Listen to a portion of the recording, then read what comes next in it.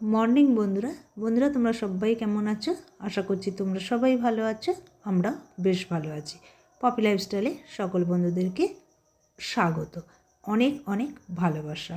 তা বন্ধুরা দেখো, আমি আজকে ব্রেকফাস্টে পেঁয়াজকলি ভাজা করব রুটির সাথে। তার জন্য আমি এখানে পেঁয়াজকলিটা কেটে নিলাম, আর এখানে একটু গরম জল, মানে চা যখন বসাই তখন একটু বেশি করেই গরম জল করে নিই। তাহলে আমি ফ্লাক্সে রেখে দিলে কি হয়, আমার বর উঠে মুখটা ধুতে পারে, নাহলে ট্যাঙ্কির জল ভীষণই ঠান্ডা হয়। তার জন্য আমি তুলে রাখি। আর দেখো এখানে আমি পেঁয়াজকলি ভাজাটা বসিয়ে দিচ্ছি, আর এর সামান্য লবণ দিয়ে দিলাম। হলুদটা আমি সাধারণত পরেই দিই, কেননা লবণটা দিলে কি হয়, একটু জলও ছাড়ে, আস্তে আস্তে হালকা স্টিমে দেবো, ভাজা হয়ে যাবে। পরে হলুদ দিয়ে একটু ভাজা করে নেব। তা বন্ধুরা, আশা করছি তোমাদের ভিডিওটি ভালো লেগে থাকবে। যদি ভালো লেগে থাকে চ্যানেলটি সাবস্ক্রাইব করে দিও, আর কোনো অংশ যদি কোথাও তোমাদের একটু মনের মতন হয় তাহলে একটু লাইক করে দিও। তা দেখো বন্ধুরা, আমি কিন্তু ওখানে একটু আটাটাও মেখে নিলাম। আমার মানে দুজনের মতন করে নিয়েছি, যে আমিও একটু খাবো সকালে, আর বরকে দিয়ে দেবো, খেয়ে নেবে। তার জন্য একটু বেশি করে আটা মেখে নিয়ে আর এখানে চা করে দুজনেই খেয়ে নিলাম। দেখো, বরের জন্য দুটো রুটি করে দিলাম। প্রত্যেক দিনই দুটোই খায়, তাই খেতো না। শরীর খারাপ হওয়ার পর থেকেই এটা চালু হয়েছে, যেহেতু 8টা একটা ওষুধ থাকে, ইনসুলিন থাকে, তার জন্যই এই নিয়মটাই করা হয়েছে। তা খেয়ে যায় দুটো রুটি। তা দেখো, বড় বেরিয়ে গেছে সমস্ত, মানে যেগুলো আছে আর কি। এই চা খেলাম, টুকটাক বাসনগুলো ভাবলাম মেজে নিই। বিস্কুটটাও শেষ হয়ে গেছে। তো এই ফাঁকে যদি আমরা কৌটোটা পরিষ্কার করে ফেলি, আবার বিস্কুট এনে ঢালতেও পারবো, অসুবিধা হবে না। তা সমস্ত বাসনগুলো আমি ধুয়ে নিয়ে আমি ভাবছি যে আজকে না খাবার ঘরটা একটু পরিষ্কার করে নেব।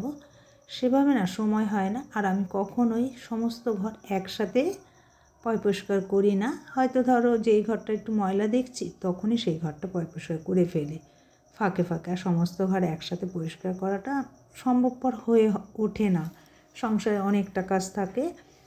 কিন্তু কিছুই না, একদম 10 থেকে 15 মিনিটের মধ্যেই কিন্তু আমার খাবার ঘরটা পরিষ্কার করে ফেলেছি। সমস্ত ঝুল ঝেড়ে পাখা টাকা পরিষ্কার করে। আর এই যে ডিজাইন করা থাকলে না খুব অসুবিধা হয়, ফাঁকে ফাঁকে ঝুল ঢুকে যায়, এতে একটু সময়টা বেশি লেগে যায়। তার আমরা যদি মাঝে মাঝে করি বেশিটা ময়লা হয় না। তা আমি এখানে দেখো পরিষ্কার করে নিচ্ছি ঘরটাকে একদম। তাহলে এই তো গরমকাল আবার দেখতে দেখতে চলে আসবে, গরমকাল হলে তখন পাখাটা চলবে আর ময়লাগুলো পড়বে। এই পরিষ্কার করে নিলাম আমি। পাখাটাও ভালোই ময়লা হয়েছিল দেখলাম, আর যেহেতু রান্নাঘরের পাশে ভালোই ময়লা হয়। একটু যদি আমি আরেকটু মনে হয় লাগুর পেতাম, তার একটু সার্ফ টাফ দিয়ে পরিষ্কার করে নিতাম, ভালো হতো। কিন্তু আমার দ্বারা সেটা সম্ভব না, শুধু ঝুলটাই পরিষ্কার করে নিলাম। তা দেখো বন্ধুরা, আমি ঘরটা কিন্তু পরিষ্কার করে নিচ্ছি। এখানে বেশিটা সময় লাগে না, আর আমি কখনো না ঝুল ঝাড়ন দিয়ে পরিষ্কার করি না। আমি এই ঝাঁটা দিয়ে ঝাঁটা দেবো দেয়ালগুলো। আমি দেখেছি যেন খুব ভালো পরিষ্কার হয়। দেখবে তোমরা কখনো এরকমভাবে ঝাঁটা দিয়ে যদি পরিষ্কার করো, ঝুলগুলো লেগেও থাকে না, একদম পরিষ্কার হয়ে যাবে। আর ঝুল ঝাড়ন দিয়ে করলে মনে যেন আঠার মতন কোথাও লেগে থাকে। আর ঝুল ঝাড়ন দিয়ে আমি শুধু করি আমার পায়খানাটা পরিষ্কার করি, ঝুলটা পড়লেই তখন আমি ওটা করি। আর সমস্ত ঘরগুলো আমি ঝাঁটা দিয়ে সাধারণত পরিষ্কার করে ফেলি। তো দেখো বন্ধুরা, আমার কিন্তু পরিষ্কার করা হয়ে গেছে। এবার ঘরটা একটু ঝাঁটা দিয়ে নিলাম, পরিষ্কার করে নিয়ে আমি চলে এসেছি বাজারে। আজকে বাজারে না সেরকম মাছ ওঠেনি, একটা বোয়াল মাছ ছিল, কিন্তু আমি যাওয়ার আগে একজন নিয়ে নিয়েছে, তাই একটু আমোদি মাছ নিলাম, আর দুটো পাবদা মাছ নিয়েছি। আর সামান্য কাঁচা বাজার করে বাড়ি ফিরে এসে স্নান টান করে পুজো সেরে নিলাম। পুজো সেরে নিয়ে ভাবলাম একটু বিছানা টিছানাগুলো এমনি পরিষ্কার করেই রেখেছিলাম, যে একটু রোদে দিয়ে নেব। প্রত্যেক দিনে আমি একটু রোদে দিই, কম্বলটাও রোদে দিয়ে দিলাম, আর বিছানাটা ঝেড়ে নিলাম, তাহলে একটু রোদটাও পায়। কম্বলটা গায়ে দিতে কিন্তু ভালো লাগে, তার জন্য প্রত্যেক দিনই তাই করি। এটা তো আর খুব ভারী হয় না, অসুবিধা হয় না।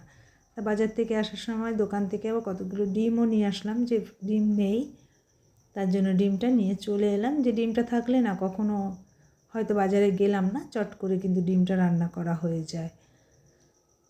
তা দেখো, আমি এখানে একটু সবজি কেটে নেব। আজকে খুব বেশি রান্না করব না, তো একটা বেগুন এনেছি পোড়া দেবো বলে, তো তো একটা বেগুন পোড়া দিয়ে দেব, আর আমুদি মাছে পেঁয়াজ কুলি দিয়ে সিম বেগুন দিয়ে একটু চচ্চড়ি করব। আর দুটো পাবদা মাছ এনেছিলাম, শুধু জিরা বাটা দিয়ে দেব। এটাই করে নেব আজকে। তো দেখো এখানে বেগুনটা পোড়া দিয়ে নিচ্ছি, একটা ঝিককে বসিয়ে দিলাম গায়ে তেল মাখিয়ে। আর এখানে ভাতটা কিছুক্ষণের জন্য অফ রেখে দিয়েছি, ফুটিয়ে নামিয়ে দেব। এই যে প্রত্যেক দিনের অতিথি কিন্তু আমার এই কাক।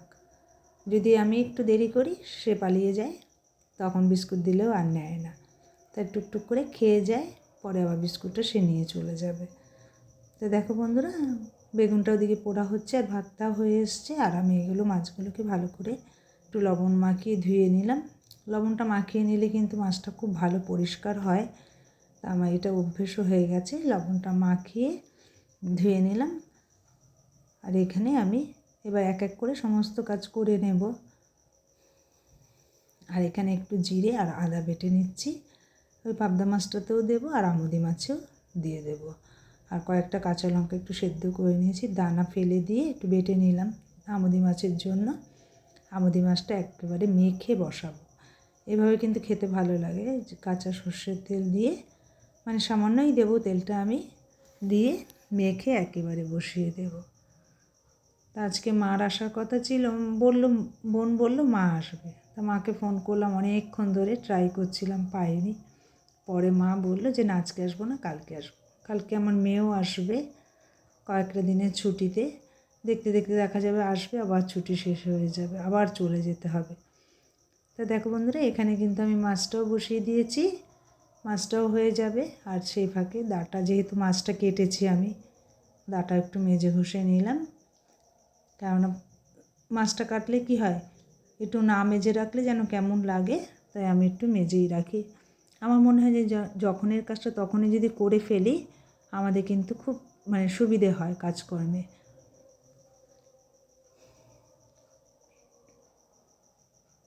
এই লঙ্কাগুলো বোটাগুলো ছাড়িয়ে রাখবো, তাহলে কিন্তু আমাদের খুব সুবিধা হয়। মানে এতটা লঙ্কা তো সবটা লঙ্কা ঝুড়িতে রাখবো না, ধুয়ে কিছুটা মানে জলটা ঝরে গেলেই আমি আবার কিছুটা প্যাকেট করে ফ্রিজে রেখে দেবো। অনেকটা দিন মানে ভালোও থাকে। আর বোটা শুদ্ধ রাখলে কী হবে, বোটার দিকটা পচে যাবে, তখন লঙ্কাটা কিন্তু নষ্ট হয়ে যাবে, খেতে পারবো না। তো এইভাবেই আমার অভ্যেস হয়ে গেছে রাখার জন্য। আর ওদিকে মাছটাও হয়ে গেছে। দেখো এদিকে বেগুন পোড়াটাও ছাড়িয়ে নেব, সমস্ত কিছু রেডি করে নিচ্ছি। মাছটা বসিয়ে দিলেই আমার হয়ে যায় পাবদা মাছটা, তাহলে মোটামুটি আমার রান্নাটাও শেষ হয়ে। দেখো বন্ধুরা, এখানে কিন্তু আমি মাছটা নামিয়ে নিলাম, মাছটাও হয়ে গেছে। আর এই যে বললাম না আমি একটু টিফিন করব বলে তখন একেবারে ছেনে নিয়েছি। তা এখানে আমি আজকে লুচি করিনি, ভাবলাম একটু পরোটার মতো করে নিই। এটা করতে কিন্তু অনেকটা সময়ও লাগে, তাও কী করবো, মাঝে মাঝে একটু খেতে ইচ্ছা করে অন্যরকমভাবে, তাই আজকে একটু এইভাবেই করে নিলাম। বেগুন ভাজা দিয়ে খেয়ে নেব। খেয়ে নিয়ে ওদিকে আমি আবার বেগুন খেয়ে দিয়ে তারপরে বেগুনটা মেখে নেব। দেখো আমার খাওয়া কমপ্লিট করে নিয়েছি, করে নিয়ে আমি ধনেপাতাটা কেটে নিচ্ছি। ধনেপাতা সামান্যই দিয়েছি, আমি দেই না ধনেপাতাটা, কেননা বরের জন্য। যেমন ধরো আমুদি মাছটা যে করলাম, একটু ধনেপাতা দিলে কিন্তু খুব ভালো লাগতো। কিন্তু জানো তো, ওই শখের জিনিস খেতে গেলে কিন্তু আমার বরের শরীরটা আবার যদি খারাপ হয়ে যায়, তা আমি ওসব খাওয়া দাওয়া একদমই ছেড়ে দিয়েছি। তা আজকে ভাবলাম একটু ধনেপাতা এই বেগুন পোড়াতে দেবো। একদমই দেই না, আনেই না ধনেপাতা, সে কবে এনে রেখেছিলাম সেটাই পড়ে আছে। আর একটু তেল আর লবণ গরম করে নিয়েছি, মানে অনেকক্ষণ ধরে গরম করে নিয়েছি কড়াতে, সেটা দিয়ে দিলাম। কাঁচা তেল দেবো না, কাঁচা লবণও দেবো না। এখানে ভালো করে এটাকে মেখে নিয়ে আজকে দুপুরে এই দিয়েই খেয়ে নেব। এ দেখো আমুদি মাছ হয়েছে, আর সকালের পেঁয়াজকলি ভাজাটা কিছুটা রয়ে গেছে। আর বেগুন পোড়া তো করলামই দেখলে, আর পাবদা মাছ করেছি 2 পিস।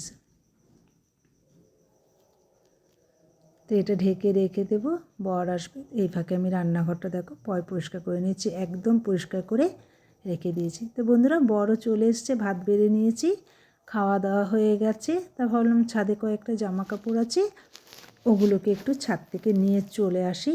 তো বন্ধুরা, আমি এখানেই বিদায় নিলাম আজকে। টাটা, তোমরা সবাই ভালো থেকো।